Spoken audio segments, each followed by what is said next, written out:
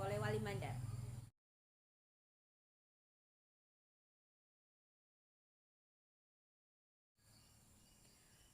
Pertama, semua ilmu pengetahuan yang diberikan selama saya mengikuti guru penggerak ini adalah pengetahuan yang luar biasa yang mengarahkan siswa kepada merdeka belajar, menciptakan pembelajaran yang menyenangkan, dan itu tidak saya dapatkan di tempat lain sebelumnya kecuali di pendidikan guru penggerak ini.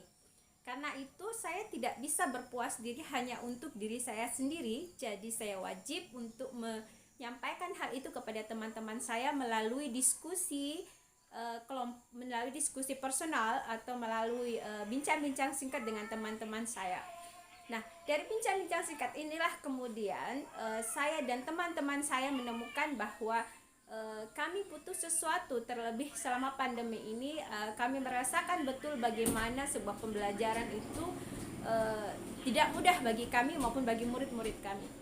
Tetapi setelah saya mengikuti pendidikan guru penggerak ini, saya telah berbincang dengan teman saya telah menyampaikan apa saja yang telah saya dapatkan di guru penggerak, kemudian melakukan coaching dengan teman-teman untuk mengetahui apa yang menjadi kebutuhan mereka, apa yang menjadi kebutuhan siswa-siswa saya, dan hal itu saya terapkan bagi siswa saya terapkan dalam pembelajaran, dan bagi teman-teman saya bentuk dalam komunitas praktisi belajar, di mana para guru itu berkumpul untuk belajar dan mengajarkan TIK di situ.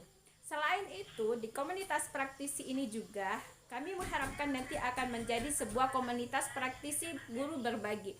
Semua permasalahan yang ada di sekolah itu bisa diselesaikan di komunitas praktisi yang diadakan setiap minggunya di jam-jam tertentu setelah pembelajaran usai selama pandemi ini.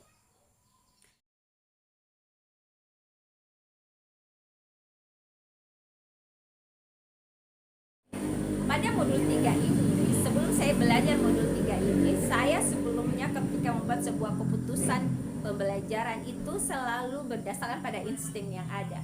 Sehingga terkadang mungkin saya tidak menyadari bahwa keputusan yang saya lakukan itu berdampak pada orang lain dan mungkin saja bisa merugikan orang lain. Nanti setelah saya belajar tentang bagaimana membuat keputusan yang benar dan tepat dengan menggunakan tiga prinsip dilema etika, dan kemudian menggunakan nilai-nilai yang membandingkan nilai-nilai yang bertentangan dalam keputusan itu, dan menggunakan 9 tahap pengambilan keputusan dan pengujian keputusan, barulah saya tahu bahwa ternyata untuk bisa membuat sebuah keputusan itu ada langkah dan teknik tertentu yang otomatis kalau saya menganggap itu adalah sebuah keputusan yang tepat. Itu adalah sebuah keputusan yang tepat, sebuah keputusan yang sudah teruji. Kalau dalam agama itu adalah keputusan yang sudah memiliki dalil atau dasar hukum yang ada. Setiap saat kita akan diminta untuk membuat sebuah keputusan. Dan setelah belajar di modul 3 inilah kemudian saya tahu bahwa saya harus bisa membedakan antara kasus dilema etika dengan bujukan moral. Dan keputusan yang kita buat ini memiliki resiko-resiko yang ada, dan tentunya kita harus siap pada resiko itu. Karenanya ketiga prinsip ini sangat penting dalam membuat sebuah keputusan. Apakah keputusan yang kita ambil itu adalah keputusan yang berdasarkan pada hasil akhir, ataukah keputusan itu berdasarkan peraturan, ataukah keputusan itu berdasarkan rasa peduli. Selain itu, ada 9 tahap yang harus kita lakukan dalam pengambilan dan pengujian keputusan yang ada. Dari 9 tahap inilah akan semakin meyakinkan kita pada keputusan yang kita ambil, bahwa betul-betul keputusan yang kita ambil adalah keputusan yang tepat untuk diri kita maupun tepat untuk semua orang.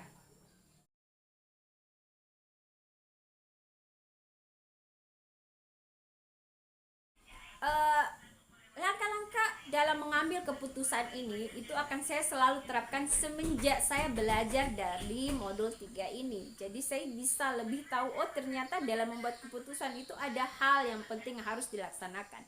Ada prinsip-prinsip yang harus kita terapkan dalam pengambilan keputusan. Ada 9 langkah yang harus kita terapkan dalam pengambilan keputusan.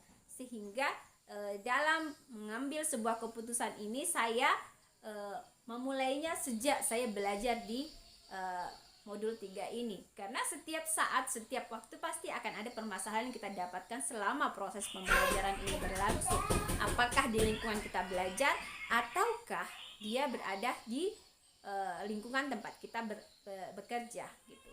Jadi ini akan terus saya terapkan dan saya akan share di komunitas praktisi guru berbagi saya.